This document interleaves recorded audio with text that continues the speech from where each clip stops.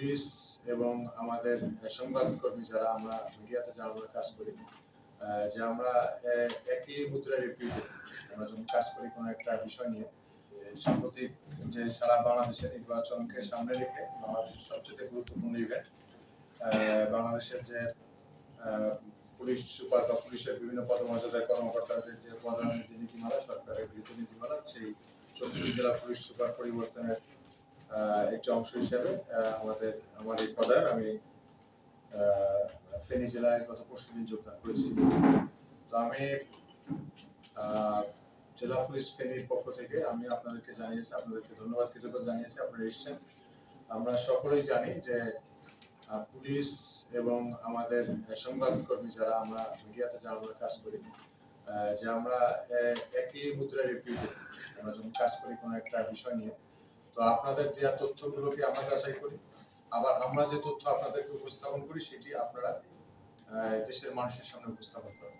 তো এই উপস্থাপনার মাঝে যেন কোনো ইয়ে না হয়, মানে এই উপস্থাপনটা আমাদের এবং আপনারা আমার জন্য সঠিক তথ্যের উপর থেকে যেন আমরা আমাদের তথ্যগুলো উপস্থাপন করে দেশবাসীকে, ফেনীবাসীকে জানাতে পারি।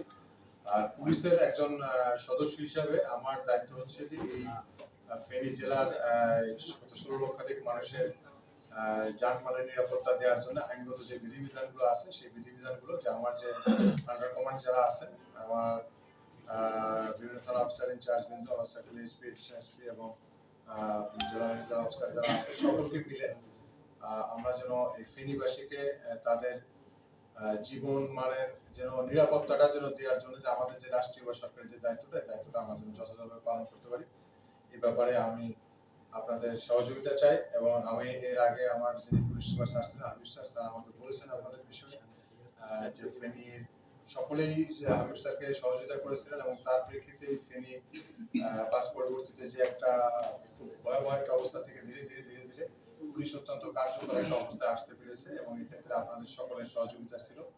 আমিও চাইবো যে ইনশাআল্লাহ সামনে যে দিনগুলো আসছে, আপনারা এতগুলো মুখ, এই মুখের মানে এতগুলো মানুষ আপনাদের সহযোগিতাটা যেন আমাদের কাজকে মসৃণ করে, আমাদের কাজকে যেন সহজ করে দেয়। সত্যিকার অর্থে এই ফেনীবাসীর তাদের নিরাপত্তার জন্য যে আমাদের যে দায়িত্ব, এই দায়িত্বটা যেন আমরা যথাযথ পালন করতে পারি, এটা হচ্ছে পুলিশের স্বাভাবিক কাজ। আর জাতীয় নির্বাচন যেহেতু সামনে, আমরা সকলেই জানি, আমরা যেন জাতীয় নির্বাচনটিকে একটি একেবারে কি বলবো যে একটি উচ্চমুখর, মানে সরকার বা রাষ্ট্র যেভাবে চায় এবং অত্যন্ত নিরাপদ, প্রত্যেক ভোটার যিনি যার ভোটটা দেবেন অত্যন্ত নিরাপদে তিনি ভোট কেন্দ্রে যাবেন, ভোটটা দিয়ে নিরাপদে তিনি বাড়ি ফিরে আসবেন।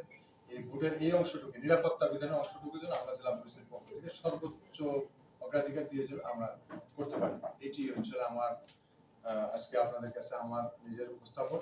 বাংলাদেশ পুলিশের একজন সুপারিনটেন্ডেন্ট অফ পুলিশের অগ্রাধিকার একেবারে দেয়া আছে আইন ও বিধিবিধান, যানমালের নিরাপত্তা। এই ফেনীর যে কত 16 লক্ষাধিক মানুষের, তারা যেন নিরাপদে যেন থাকে, তাদের জন্য নিরাপদের জন্য যে ব্যবস্থাগুলো আইনের বিধিবিধান অনুযায়ী নেওয়া দরকার, সেটি আমার থানা পুলিশ, মানে আইনের প্রয়োগটা তো থানা পুলিশ করে, আমি সেটা সুপারভাইজ করি।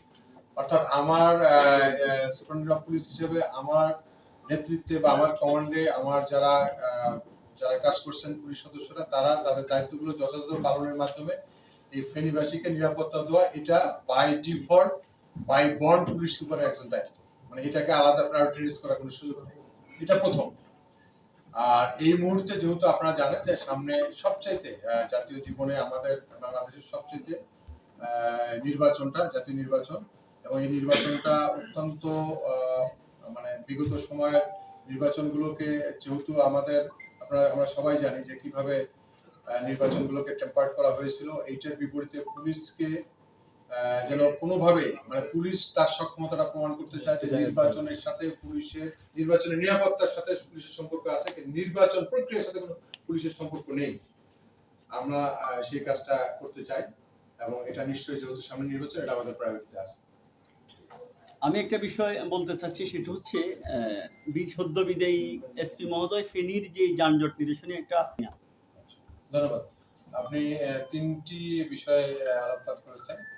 প্রথমটি হচ্ছিল যে কন্টিনিউশন অফ দা ওই যে আপনার উচ্ছেদ অভিযান, যে এটা নিশ্চয়ই আপনাদের সহযোগিতা এবং স্যার আগে এসপি স্যার এটা করেছিলেন, আমি স্যারের প্রতি ধন্যবাদ জানাই এবং আপনাদের সহযোগিতা করেছিলেন এবং এটি কিন্তু এই ফেনীতে আপনারা যারা বসবাসকারী, আপনারা যারা ট্রাফিক যে মুভমেন্ট করেন তাদের উপকার্থী হচ্ছে এবং এটা আমাদের যেমন দায়িত্ব, আপনাদেরও দায়িত্ব এটা ধরে রাখা। আমরা আইনগত সহায়তা দেবো, নিশ্চয়ই আপনারা আমাদের পাশে থাকবেন, এটা চলমান থাকবে।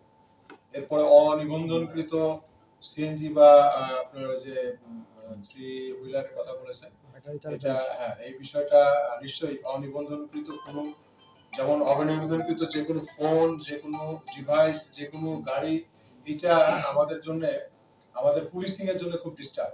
একটা অনিবন্ধনকৃত গাড়ি যদি কখনো যদি একটা দুর্ঘটনা ঘটায়, তখন তাকে ট্রেস আউট করা খুব ডিফিকাল্ট। একটা অনিবন্ধনকৃত মানুষ, যেমন ধরেন যে 18+ হয়ে গেছে, যার নিবন্ধন নেই, জাতীয় নিবন্ধন নেই, তাকে ট্রেস করা আমাদের জন্য খুব ডিফিকাল্ট। তো আমাদের এটা বাই ডিফল্ট পুলিশের কাজের একটা অংশ হচ্ছে যে নিবন্ধনকৃত আপনার ভেহিকেল যেন শহরে চলাচল করে সেটার ব্যবস্থা করার জন্য চেষ্টা করা। কিন্তু ওটা যেহেতু নিবন্ধনটা আমরা একেবারে দেই না, এটার সাথে পৌরসভা আছে, জেলা প্রশাসন আছে, তো আমরা এটা নিয়ে বিআরটিএ তো আছে। আমরা নেক্সট ডে আসলে আমি জাস্ট আসছি, এরপর নিশ্চয়ই জেলা প্রশাসক মহাশয়ের সাথে কথা হলে আমাদের ফেনী জেলায় অনিবন্ধনকৃত এরকম কতগুলো আছে এবং তাদের সাথে বসে তারা নিবন্ধন প্রক্রিয়াটা কি, এবং আমরা চেষ্টা করবো যেন অনিবন্ধনকৃত কোনো সিএনজি যেন এখানে যেন চলাচল না করে, যাতে করে আমরা তাদেরকে আইডেন্টিফাই করতে পারি।